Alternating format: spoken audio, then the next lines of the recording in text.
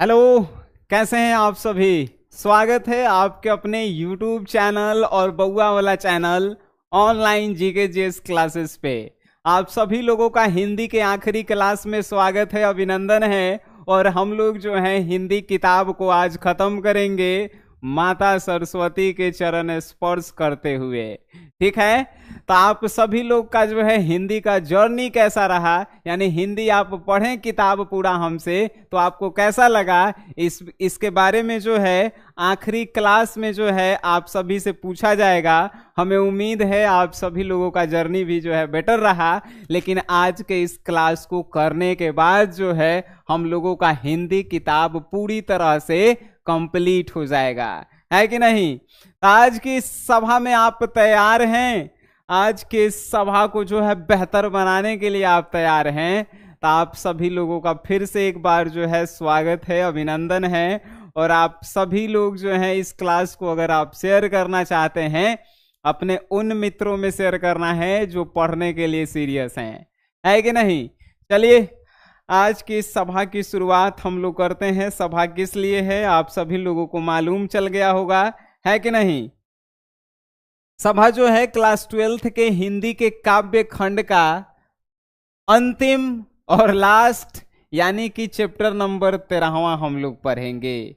ठीक है मेरे शेरनियों, चैप्टर नंबर 13वां जिसका नाम है गांव का घर, जिसको हम लोग बउआ वाला जो है भाषा में पढ़ेंगे। पूरा हिंदी किताब को हम लोग बउआ वाला भाषा में पढ़े हैं, है कि नहीं। चलिए बहुत बहुत धन्यवाद। शुरू करते हैं आज की सभा को। किसी भी चैप्टर को पढ़ने से पहले हम लोग उसके राइटर के बारे में जरूर पढ़ते हैं। क्यों पढ़ते हैं? तो राइटर से रिलेटेड ऑब्जेक्टिव क्वेश्चन ज्यादातर पूछता है कि नहीं। आइए राइटर के बारे में जान लेते हैं। गांव के घर जो है चैप्टर के राइटर हैं ज्ञानेंद्र पति। हम लोग ट्रिक से इस चैप्टर के राइटर नेम को कैसे याद किए हैं पता है? बताइए। गांव में जो है, गांव के घर में जो है ज्ञान देवे वाला आदमी ढेर रहता है। गांव के घर में देखिएगा, गांव में जो है आप सुबह बैग निकाल के चलिए ट्यूशन जाए पढ़े, तो क्या कहेगा? बेटा जाई था पढ़े, देखत नहीं ला पढ़ के का कर ले ला। यानी ज्ञान देवे वाला आदमी जो है गांव में ढेर रहेगा। सब गांव में क्या रहेगा? ज्ञान देवे वाला आदमी, यानी कि ज्ञानेंद्र पति जो है गांव के घर चैप्टर के राइटर हैं। आगे आपसे पूछेगा कि जन्म उनका कब हुआ। 1 जनवरी 1950 को जो है ज्ञानेंद्र पति जी का जो है जन्म होता है। कितना? 1 जनवरी 1950 को। बताएंगे कि अभी उनकी आयु कितना हुई होगा, तब 50 एने और 24 एने 74 साल के अभी फिलहाल हैं वो, है कि नहीं। ज्ञानेंद्र पति जी का जन्म स्थान कहाँ रहा? तब पथरगामा गोड्डा झारखंड में। झारखंड के ही हैं ज्ञानेंद्र पति जिनका जन्म गोड्डा में हुआ है, और गांव का नाम पथरगामा है। याद रहेगा ना आपको। ज्ञान देगा आदमी गोड्डा, ठीक है। चलिए झाड़ के ज्ञान देता है सब, नहीं झाड़ के एकदम ज्ञान देगा तो एकदम झाड़ देगा, यानी कि ज्ञान देगा तो झाड़ देगा। तो ज्ञानेंद्र पति झारखंड के हैं, है कि नहीं। गर्दा गर्दा है। चलिए नेक्स्ट। अरे मेरे सुकूनो गर्दा गर्दा। नेक्स्ट देखिए, ज्ञानेंद्र पति जी के माता जी का नाम सरला देवी है। ज्ञान देगा एकदम झाड़ के देगा, ठीक है। ज्ञानेंद्र पति झारखंड के हैं। उनका जो है माता जी के नाम सरला देवी, ठीक है। इनके पिताजी के नाम देवेंद्र प्रसाद चौबे है। ज्ञानेंद्र पति जी के पिताजी का नाम देवेंद्र प्रसाद चौबे। इनका शिक्षा कहाँ से हुआ? प्रारंभिक शिक्षा गांव के स्कूल बीए और एमए अंग्रेजी विषय में पटना विश्वविद्यालय से। आपसे पूछेगा कि बताइए ज्ञानेंद्र पति जी का जो है प्रारंभिक शिक्षा जो है कहाँ से हुआ? प्रारंभिक शिक्षा जो है गांव से ही हुआ, गांव के स्कूल में ही। अब बीए और एमए जो है अंग्रेजी भाषा से किए हैं। कहाँ से किए हैं? तब पटना विश्वविद्यालय से किए हैं। याद रहेगा ना, क्योंकि झारखंड के ज्यादातर लोग जो है पटना से जो है पढ़ते हैं और पटना विश्वविद्यालय से, है कि नहीं। चलिए आइए, हिंदी में जो है दोबारा एमए किए बिहार विश्वविद्यालय मुजफ्फरपुर से। एमए जो है अब बीए अंग्रेजी में एक बार किए, कहां से? पटना विश्वविद्यालय से। लेकिन एमए जो है फिर दोबारा किए हिंदी से, कहां से? तब कि बिहार विश्वविद्यालय मुजफ्फरपुर से। याद रहेगा मेरे सुकूनों? Very good. चलिए नेक्स्ट बात करते हैं इनके बारे में। आपसे पूछेगा कि इनकी वृत्ति कौन कौन सी है, आपको बताना है कि सर ज्ञानेंद्रपति जो है बीपीएससी क्वालिफाई हैं। आपसे क्वेश्चन पूछता है कि कौन ऐसा लेखक हैं जो बीपीएससी क्वालिफाई हैं, बिहार लोक सेवा आयोग द्वारा जो हैं चयनित हैं, और किस पद पे थे? कारा अधीक्षक के पद पे जो हैं कार्य किए हैं। कारा अधीक्षक मतलब जानते हैं, जेलर जिसे इंग्लिश में कहा जाता है। ज्ञानेंद्रपति बीपीएससी निकाले थे, कौन से पद पे चयनित हुए थे? तो कारा अधीक्षक, यानी कि जिसे इंग्लिश में आप जेलर के नाम से जानते हैं, है कि नहीं? चलिए आगे आपको बताएंगे। तो इन्होंने अनेक कैदियों के लिए बहुत कल्याणकारी जो है कार्यक्रम चलाए हैं, यानी कि कैदी लोग जो है ना इनसे काफी ज्यादा खुश रहते थे। बात समझ गए? चलिए अब जो है अनंत नौकरी छोड़कर जो है फकत कविता लेखन लिखना शुरू किए। इतना तेज थे कि बहुत सारा नौकरी को इन्होंने त्याग किया है ज्ञानेंद्रपति जी, लास्ट में जो है कविता लिखना उन्होंने शुरू किया। बात समझ में आती है? वेरी गुड मेरे सुकूनो। चलिए इनका जो है निवास स्थान वाराणसी उत्तर प्रदेश। जैसे देखिए झारखंड गोड्डा में जो है इनका कहा हुआ था भाई, झारखंड गोड्डा में जन्म हुआ था, लेकिन इन निवास कहाँ किए? तो वाराणसी उत्तर प्रदेश में जो है इन्होंने निवास किया। मालूम रहेगा? अरे वेरी गुड। नेक्स्ट देखिए इनको सम्मान कौन कौन सा मिला है। प्रथम सम्मान 2006 में मिला है। संशय आत्मा के लिए साहित्य अकादमी पुरस्कार मिला है। आओ कुछ क्वेश्चन 2025 में पूछे चाहे नहीं पूछे, ये क्वेश्चन जो है अपन दिल और दिमाग में याद रख लेना, ये क्वेश्चन से आवे वाला है। कैसे पूछेगा क्वेश्चन? 3 तरह से क्वेश्चन पूछेगा। पहला क्वेश्चन कि ज्ञानेंद्रपति जी को साहित्य अकादमी पुरस्कार कब मिला? 2006 में। दूसरा क्वेश्चन किस लिए मिला? तो संशय आत्मा कविता के लिए। अब जो है आपसे एक और क्वेश्चन कहेगा कि निम्नलिखित में से किन कवि को जो है साहित्य अकादमी पुरस्कार मिला है? उसमें ज्ञानेंद्रपति का भी नाम रहेगा, आपको ज्ञानेंद्रपति करके आना है। देखें कैसे क्वेश्चन पूछता है। चलिए अरे आप लोग समझदार हो रहे हैं, ये तो एगो बात है कि नहीं? चलिए संशय आत्मा के लिए साहित्य अकादमी पुरस्कार 2006 में मिला था। इनकी कृतियां कौन कौन सी रही? आंख हाथ बनते हुए 1970 में। शब्द लिखने के लिए यह कागज बना है, शब्द लिखने के लिए यह कागज बना है 1980 में। गंगा तट जो है 2000 में। संशय आत्मा 2004 में। भिनसार 2006 में। कवि ने कहा 2007 में। कविता संग्रह एक चक्रा नगरी, ये भी जो है इन्हीं के द्वारा लिखा गया है। पढ़ते गढ़ते और कथेतर, ठीक है। आपके मन में वो प्रश्न भी आ रहा है कि नहीं आ रहा है? एकदम आपके मन में वो प्रश्न जल्दी से आ रहा होगा कि सर जितना भी हम लोग हिंदी में चैप्टर पढ़े हैं उन सभी की कृतियां जो है, जो इंपॉर्टेंट था वो जो है सर आप रेड कलर से करवाए थे, लेकिन इसमें आपने रेड कलर क्यों नहीं करवाया? चलिए एगो जो है बिहार बोर्ड के साइकोलॉजी थ्योरम को तनी पढ़िए। का वो कहता है? बिहार बोर्ड कहता है कि हम आपसे जो है बीच वाला चैप्टर से जो है क्वेश्चन नहीं पूछेंगे, बीच वाला चैप्टर से क्वेश्चन नहीं पूछेंगे। चैप्टर नंबर 1 और चैप्टर नंबर लास्ट वाला जो 13 है, सबसे ज्यादा क्वेश्चन आता है।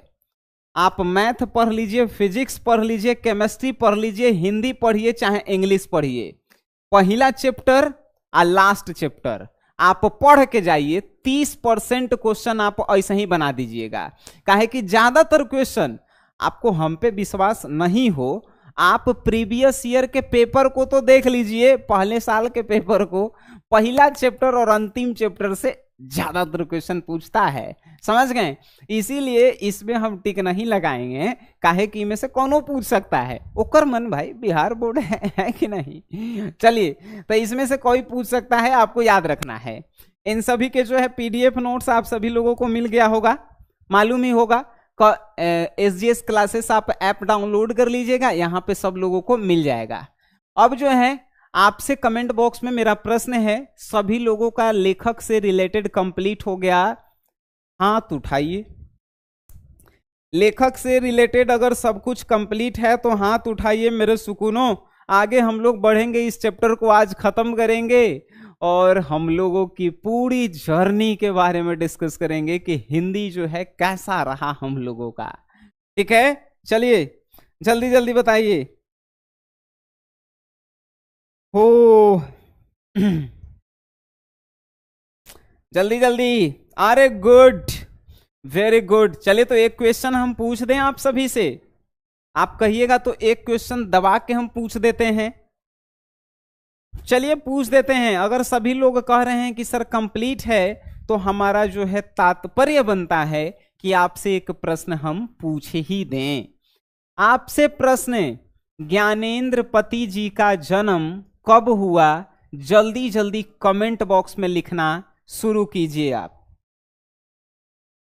अगर आपका लेखक से रिलेटेड कंप्लीट है तो बस बताइए, ज्ञानेंद्र पति जी का जो है जन्म कब हुआ? जल्दी से कमेंट बॉक्स में हमें चाहिए।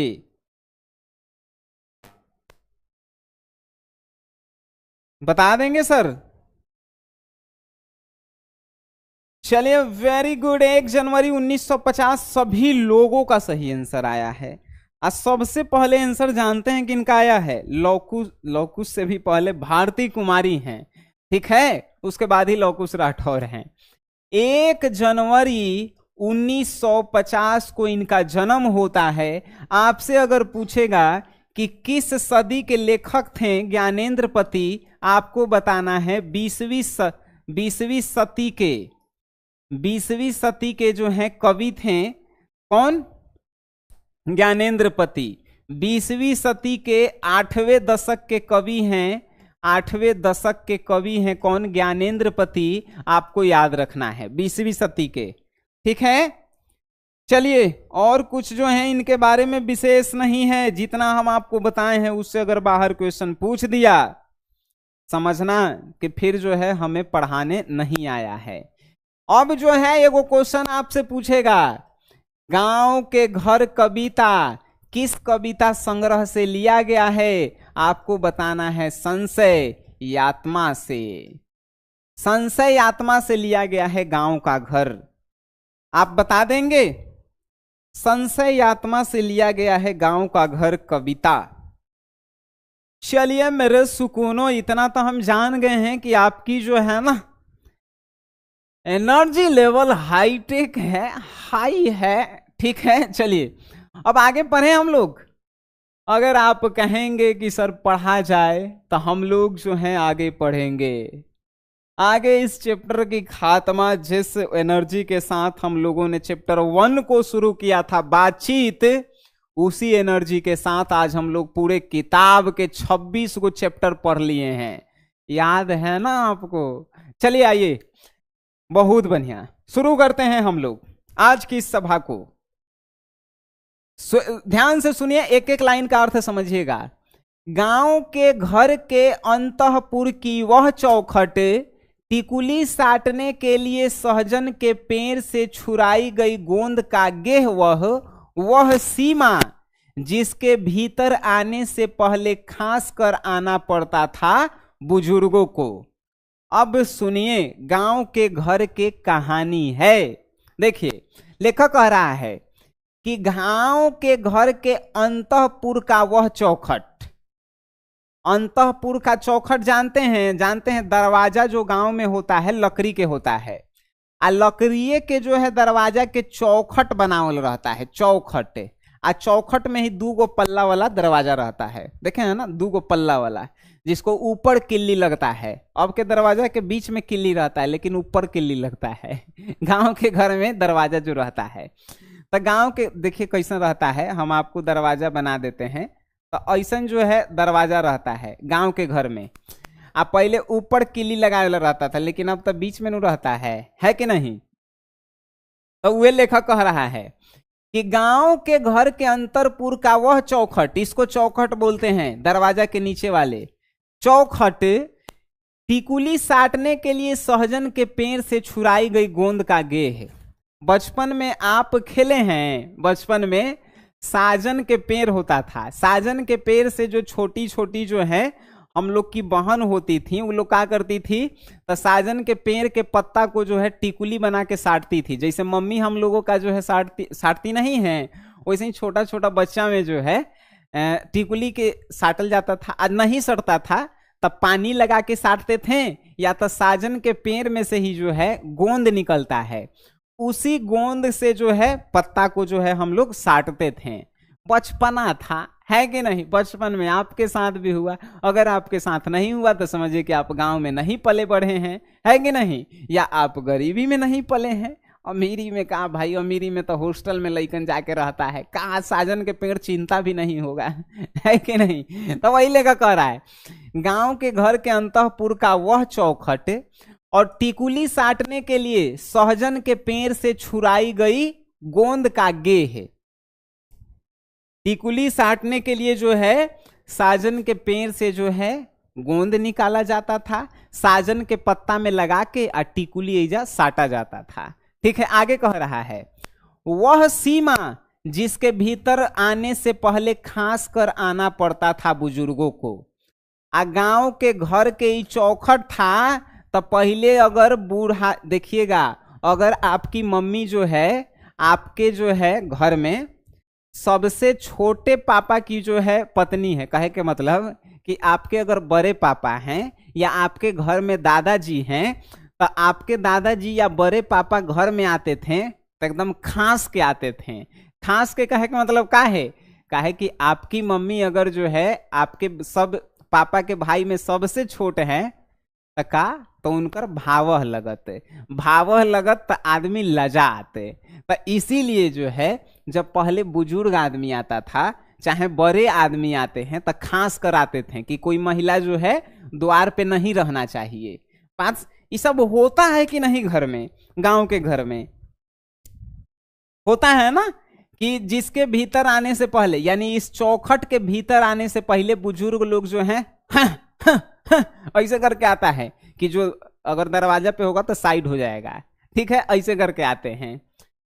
खराऊ खटकानी पड़ती थी खबरदार की, खराऊ खटकानी पड़ती थी खबरदार की, यानी कि अगर आप घर के भीतर आ रहे हैं तो या तो खास कराना पड़ता था, या तो खराऊ, खराऊ मतलब कि जो चप्पल पहनता था आदमी उसको बजाते हुए आता था, कि जोर जोर से। कहने का मतलब कि पहले दरवाजा पे कैसे हम लोग के चप्पल में जो है धूल मिट्टी हो जाता है, तो हम लोग उसको जोर जोर से पीट के झाड़ते हैं, वैसे ही जो है पहले आदमी क्या करता था, तो इस चौखट पे जो है क्या करता था, तो खराऊ, खराऊ जानते हैं किसको बोला जाता है, लकड़ी के चप्पल को खराऊ बोला जाता है। तो वो जब देखिएगा, जब हमनी के गांव में साधु महात्मा आता है या जग होता है तो खराऊ पहनता है सब, तो वो जब पहनिएगा तो चट चट बजता है, आगे जैसे जैसे जाइएगा चट चट बजेगा। तो वैसे ही लेखक कह रहा है कि खराऊ खटकानी पड़ती थी खबरदार की। बात समझ गए, वेरी गुड।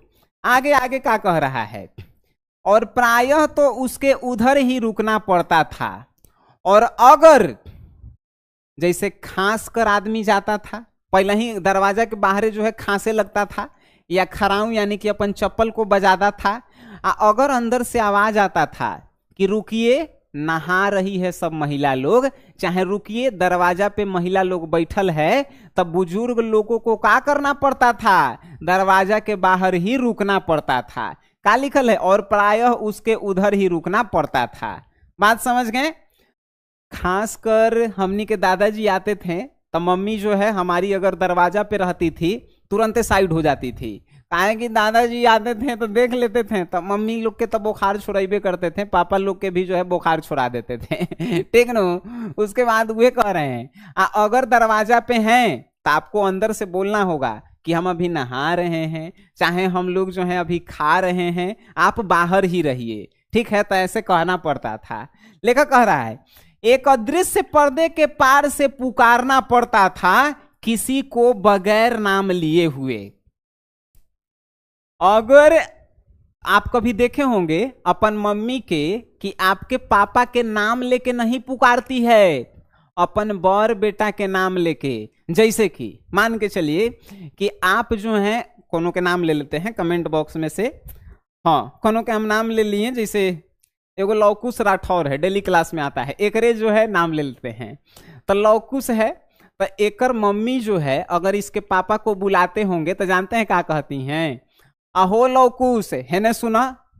लौकुश की मम्मी अगर लौकुश के पापा को बुलाते हैं तो ये नहीं कहते हैं उस पापा के नाम लेके नहीं, लौकुश के पापा हेने आव। और लौकुश के पापा जब मम्मी को बुलाती होंगी, लौकुश के मम्मी हेने आव, ऐसे कहल जाता है। तो वहीं पे लेखक कह रहा है कि एक अदृश्य पर्दे के पार से पुकारना पड़ता था, यानी बिना नाम लिए हुए पुकारा जाता था। कहाँ? गांव में आज भी होता है, ठीक है। हमार मम्मी जो है हमारे पापा को जो है पुकारती थी तो मेरे नाम लेकर, काहे कि हम अपन घर में सबसे बड़ लड़का थे। बात समझ में आइल?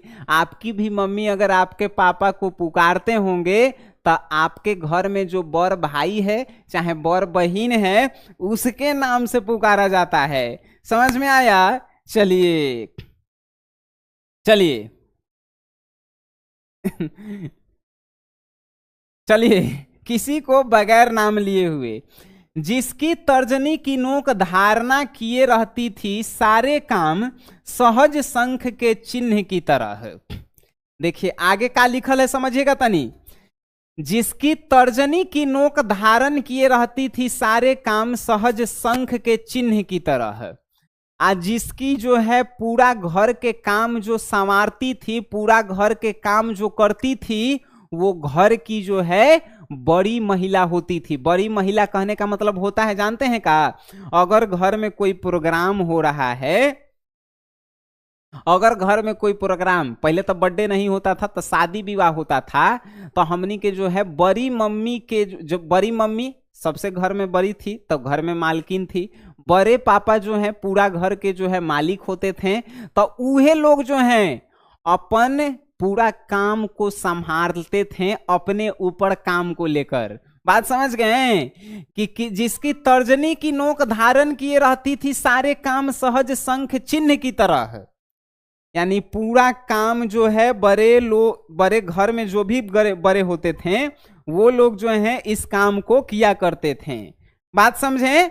चलिए आगे देखिए कितना मजा आएगा, गांव के बात बतावल गई है। आगे देखिए क्या लिखल है।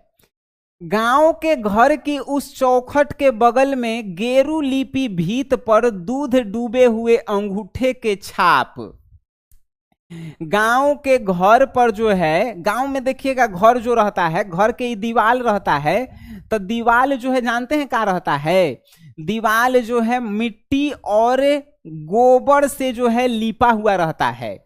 आजकल के घर जो होता है वो पेंट नु कैल रहता है, लाल पियर पेंट कैल रहता है, लेकिन गांव के घर देखिएगा कैसन होता है, मिट्टी और गोबर से जो है लिपा हुआ रहता था।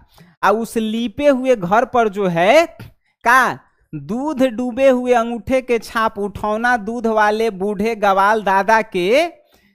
देखिए यहाँ पे क्या कह रहा है कि गांव के घर के उस चौखट के बगल में, यानी कि दरवाजा के बगल में जो है, देखिए एगो दरवाजा हम बना देते हैं यहाँ पे, ये दरवाजा हो गया।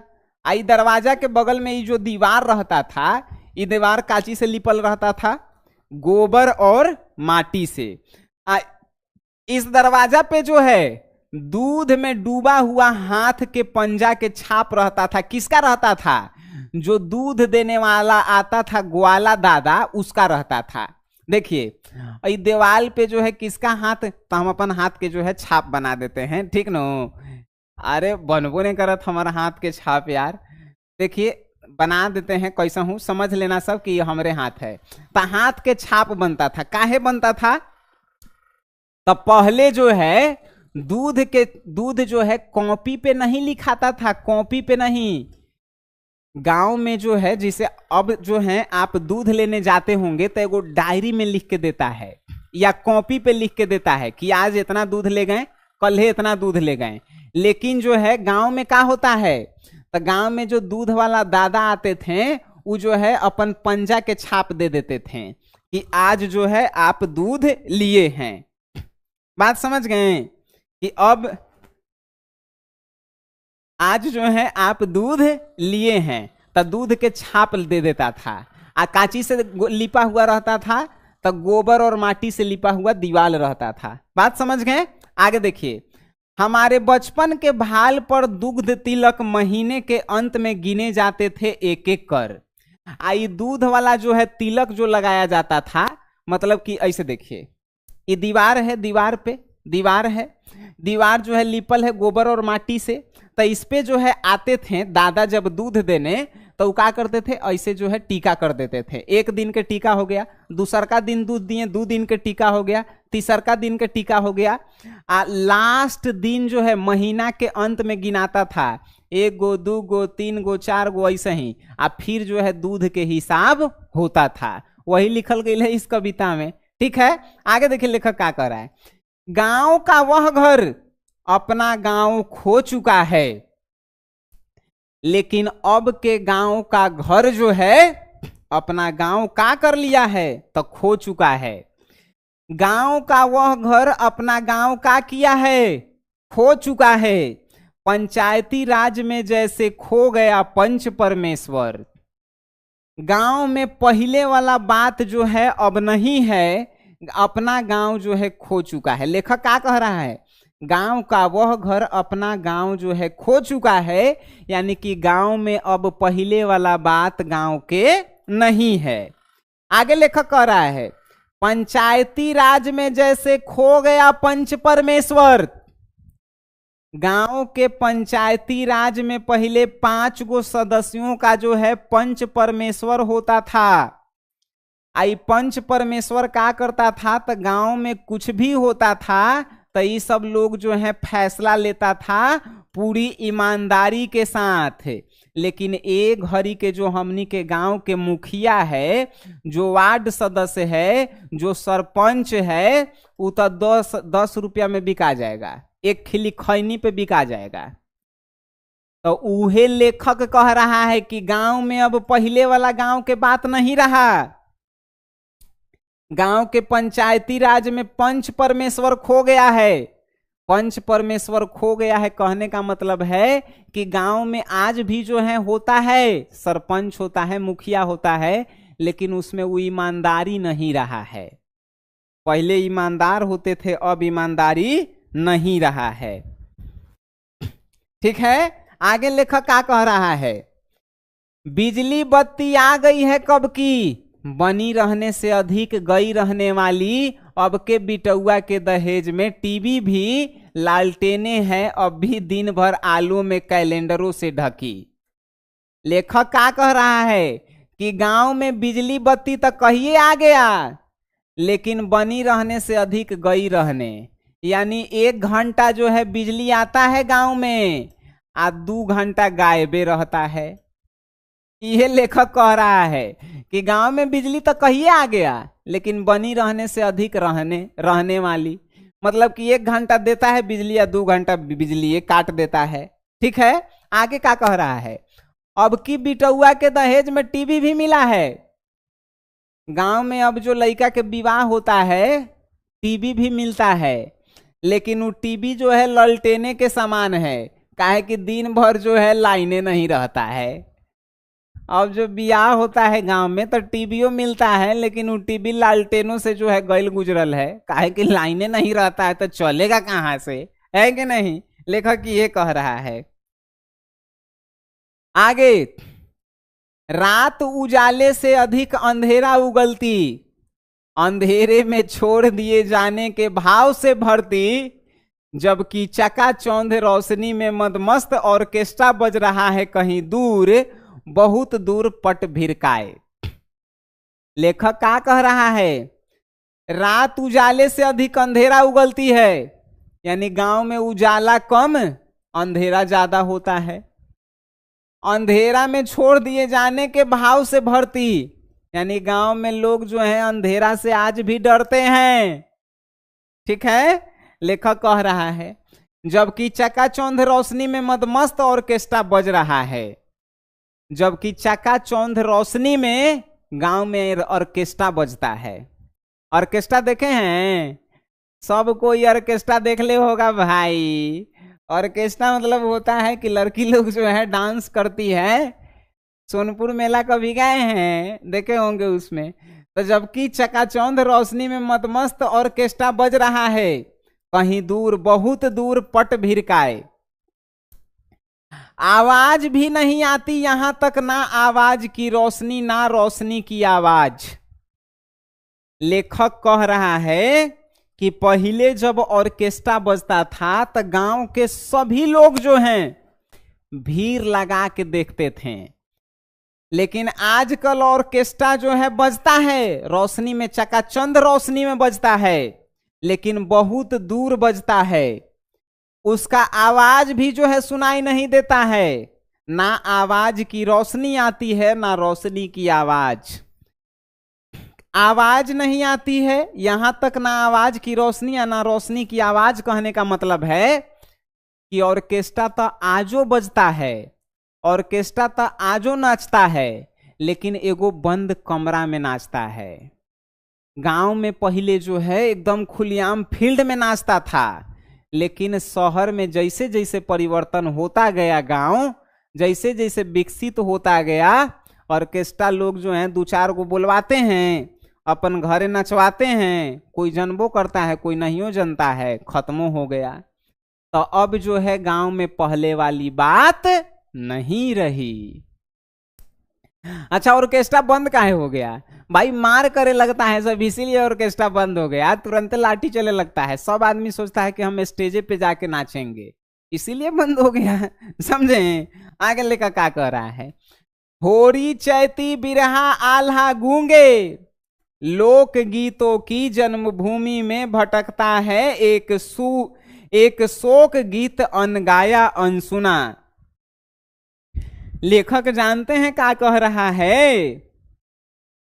कि जो चैत गवाता था, जो होली गवाता था, जो बिरहा आल्हा गूंगे गाते थे, वो सब जो है गांव में खो गया है। सब गांव में पहले जानते हैं क्या होता था, अब भी हमारे गांव में होता है कि होली होता था तो होली के जो है दिन भर होली खेलता था आदमी रंग से, शाम में अबीर से होली खेलल जाता था। होली गवाता है, घरे घरे द्वार पे जाके होली गवाता है। तो वही कह रहा है लेखक कि होरी चैत आज भी हमारे गांव में गवाता है। होली और चैत जो है, जो बिरहा और आल्हा गाते थे, वो सब जो है अब समाप्त हो चुका है। काहे कि पहले वाला गांव के बात नहीं रहा। लेखक कह रहा है कि लोक गीतों की जन्मभूमि में भटकता है एक शोक गीत अनगाया अनसुना। यानी इस लोक गीत, जो लोक गीत पहले गावल जाता था, जेकरा सुन के आदमी के शांति मिलता था, अब जो है शोक गीत गवाता है। लेखक लोक गीत के जगह शोक गीत इसलिए कहा है क्योंकि पहले जो है गीत गाया जाता था, गाना गाया जाता था, तो उसको सुनने में आनंद आता था। लेकिन आजकल के भोजपुरी के गायक ऐसा बदनाम कर दिया है कि सुने में शर्म आता है। इसीलिए लोक गीत को जो है लेखक यहाँ पे शोक गीत कह रहा है कि लोक गीत को बदनाम करके आदमी शोक गीत गा रहे हैं। आई सब भोजपुरी वाला जो है ना, ये सब दो चार को जो है तेगला ने जो गायक है सब, ये सब बिगड़ले है सब। ठीक है, तो लेखक कह रहा है कि पहले वाला गांव में बात नहीं रहा। पहले होली गवाता था, चैत गवाता था, लेकिन अब सब गूंगा पड़ गया है, मतलब नहीं गवाता है। पहले लोक गीत जो है जन्मभूमि था, लेकिन अब जो है लगता है कि शोक गीत गाया जा रहा है, शोक गीत। लेखक आगे क्या कह रहे हैं? आकाश और अंधेरे को काटते 10 कोस दूर शहर से आने वाला सर्कस का प्रकाश बुलौआ तो कब का मर चुका है। पहले गांव में सर्कस होता था। सर्कस होता था तो देखिए, सर्कस होता था तो एगो शंकु के तरह जो है पहले पंडाल बनल रहता था। आई पंडाल के जो है कोना पे एगो इजा लाइट लगल रहता था। इसका नाम लाइट के था, जानते हैं का? प्रकाश बुलौआ। ई प्रकाश बुलौआ मतलब कि लाइट के देख के आदमी आ जाते थे कि फलना जगह पे सर्कस लगल है। काहे कि एकदम ऊपर रहता था, एकदम का बढ़ता था, एकदम रेड बढ़ता था, रेड। दूर से, गांव गांव से 10 कोस दूर से, देखिए 10 कोस दूर, एक कोस में 1600 मीटर होता है, मतलब कि 1.5 किलोमीटर से भी 100 मीटर ज्यादा। 10 कोस शहर से आने वाला सर्कस का प्रकाश बुलौआ होता था। शहर में सर्कस जहां लगल रहता था तो वहां से प्रकाश देख के गांव के लोग जो हैं आते थे सर्कस देखे। लेकिन ये प्रकाश बुलौआ कब के मर चुका है? लेखक कह रहा है कि अब ये प्रकाश बुलौआ कब का खत्म हो चुका है, क्योंकि क्योंकि अब जो है का होता है, बड़का बड़का बिल्डिंग बन गई है, गांव के लोग जो है शहरे में चल गई है, इसीलिए अभी प्रकाश बुलौआ खत्म हो गया है। और कारण है कि जैसे गिर गया हो गजदंतों को गंवाकर कोई हाथी, रेते गए उस दांतों की जरा सी धवल धूल पर छिज रहे जंगल में। आई प्रकाश बुलौआ जानते हैं सरकार भी जो है बंद कर दिया सर्कस पे लगावेला, ठीक है। और लेखक क्या कर रहा है कि जैसे गिर गया गजदंतों को गंवाकर कोई हाथी, यानी हाथी के जो बड़का बड़का 2 दांत होता है, तो ये दांत जब हाथी के खत्म होता है तो हाथी जो है जैसे लगता है कि गिर गया है, मतलब हाथी है ही नहीं, हाथी गिर गया है। वैसे ही जो है प्रकाश बुलौआ जब सर्कस में से खत्म हुआ तो सर्कस के नामो निशान मिट गया। लेखक इस पंक्ति के माध्यम से यह कहना चाहते हैं कि जिस प्रकार हाथी के जो दांत गिर जाता है तो हाथी मरे हुए के समान हो जाते हैं, लगता है कि उनसे जो है जंगल उनका छीन लिया गया है, उसी प्रकार सर्कस से जब प्रकाश बुलौआ खत्म हुआ तो क्या हुआ, सर्कस जो है लगभग खत्म सा हो गया। बात समझें? चलिए आगे। लीलने वाले मुंह खोलें, शहर में बुलाते हैं बस, अदालतों और अस्पतालों के फैले फैले भी रूंढते गाड़ते अमित्र परिसर की जिन बुलौओं से गांव के घर की रूढ़ झुरझुराती है। लेखक क्या कह रहा है सुनिए समझिए, कि शहर में जो है लीलने वाले मुंह खोलकर बैठे हुए हैं। शहर में आपको बुलाएंगे, अदालत के चक्कर कटवाएंगे, अस्पताल के चक्कर कटवाएंगे, आपको दिन भर जो है दौड़ाते रहेंगे और आपको दिन भर बुलाते रहेंगे और आपके पैसा को जो है हड़पते रहेंगे। शहर में लीलने वाले लोग बैठे हुए हैं, शहर में आपको बुलाएंगे, अदालत के चक्कर कटवाएंगे, अस्पताल के चक्कर कटवाएंगे, दिन भर दौड़ाते रहेंगे, ई परिसर से ऊ परिसर में, यानी ई ऑफिस से ऊ ऑफिस में आपको जो है बुलाते रहेंगे। गांव के घर की रीढ़ झुरझुराती है, यानी गांव की घर की जो है रीढ़ मजबूत नहीं है, रीढ़ जो है अब कमजोर पड़ चुकी है, क्योंकि गांव के लोग जो हैं शहर में जाके अदालत और अस्पताल के चक्कर काटते काटते जो हैं कमजोर पड़ चुके हैं। बात समझ रहे हैं कि नहीं? बात समझें? ओ माय गॉड, चैप्टर बालक खत्म हो गया यार, चैप्टर खत्म। हम लोग जो है पूरे किताब को खत्म कर चुके हैं। ये पूरा के पूरा आपको समझ में आया? कमेंट बॉक्स में आपका जो है ना हाथ उठ जाए कि पूरा समझ में आ गया, हम समझेंगे कि आज पढ़ाने का जो है मेरा सफल हो गया। जल्दी जल्दी बताइए, समझ में आया? जल्दी जल्दी कमेंट बॉक्स में।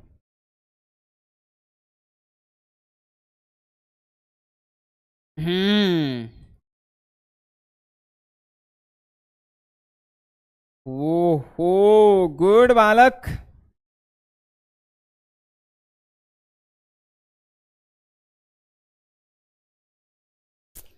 चलिए गुड, समझ में आ गया बालक लोग।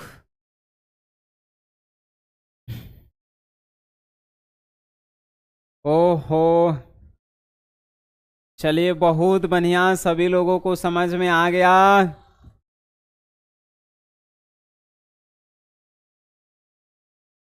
चलिए गुड सर। अब जो है इस चैप्टर के ऑब्जेक्टिव करने के लिए बाकी रह गया है। अब हिंदी में जो है हम लोग जो है पूरा किताब खत्म कर चुके हैं।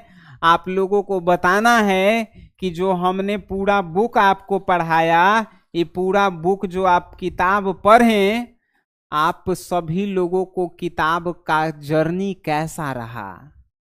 यानी जो है हिंदी के किताब हम लोग पूरा खत्म कर दिए, जर्नी कैसा रहा। ग्रामर के अब कुछ टॉपिक बचे हुए हैं, उसको भी बहुत जल्द खत्म कर देंगे हम लोग। बताइए सर, कैसा रहा आपका जर्नी। गुड, अरे जबरदस्त, जिंदाबाद।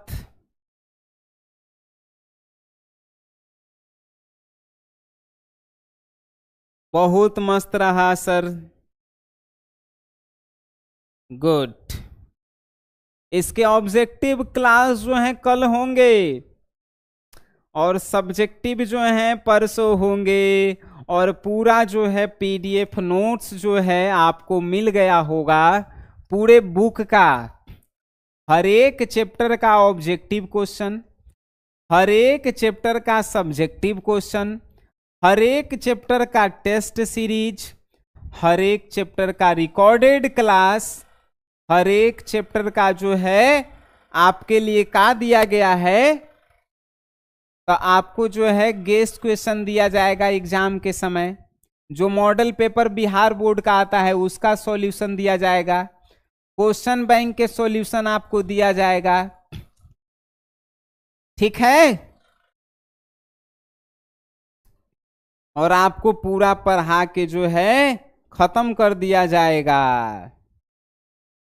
ठीक है सर, और कुछ आपके प्रश्न हैं? जिनको नहीं मिला है उन लोग जो है क्या करेंगे, प्ले स्टोर से SGS क्लासेस एप्लीकेशन को डाउनलोड कर लीजिए मेरे सुकूनों। हिंदी में इस बार जो है 100 में 100 लाना है। हिंदी में इस बार 100 में 100।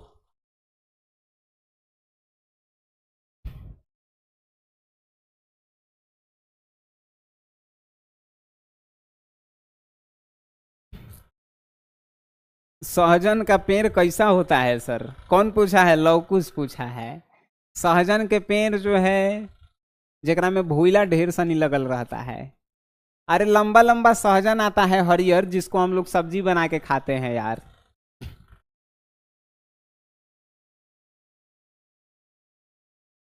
चलिए,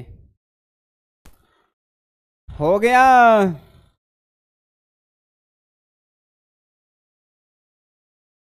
तो आज की क्लास हम लोग यहीं पे समाप्त करते हैं। कल हम सभी आप सभी से मिलेंगे 9 बजे ही क्लास में। ठीक है, हिंदी में 100 में 100 के लिए तैयार रहना है। कल इसका ऑब्जेक्टिव क्लास है, मालूम है ना?